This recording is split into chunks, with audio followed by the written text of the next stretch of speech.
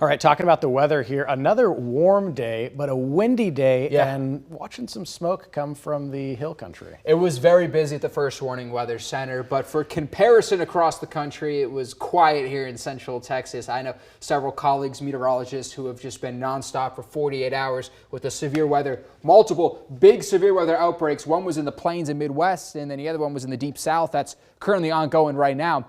Look at these storm reports the past 36 hours. You can count thousands of them. Out toward New Mexico, there's some snow, high winds over 80-mile-per-hour up toward the Panhandle. Some hail in central and eastern Texas this morning with a few supercells there.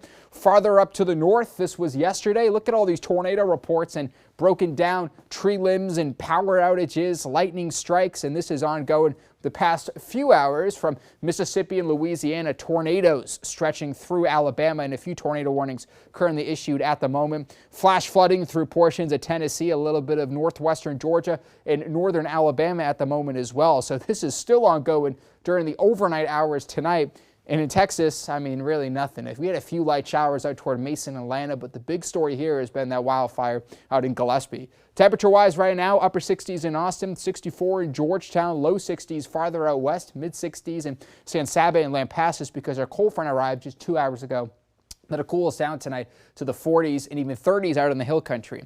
But by the afternoon hours tomorrow, we're back into the upper 70s again. Our normal high is 73, so another warmer than normal day is in my forecast. I'm going with 47 in Austin tomorrow morning, 43 in Georgetown, 39 in Atlanta and Mason County, so maybe a light jacket during the morning, but by the afternoon hours, different story.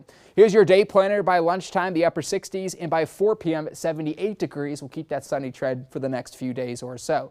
Gusts are subsiding, which is great news there for limiting that spread of that wildfire, but picking back up just a little bit tomorrow, gusting up to 25 miles per hour at times. So the Texas A&M Forest Service for your Sunday highlights a level 4 out of 5 risk for Gillespie County. That's where we have that active ongoing wildfire. This also includes a little bit of Blanco, Mason, and western Llano County as well. Dropping off very substantially for our eastern counties because it's not going to be nearly as breezy. Still dry, but we have a level 2 out of 5 and 1 out of 5 for portions of Bastrop and Lee County in the KXAM viewing area. High temperature wise tomorrow, winds coming in out of the northwest. We're talking mid to upper 70s for everyone. Not expecting 80s, but still technically a warmer than normal day, but it's going to be very pleasant temperature wise. High temperature trend is going to go from the 70s to the mid 80s.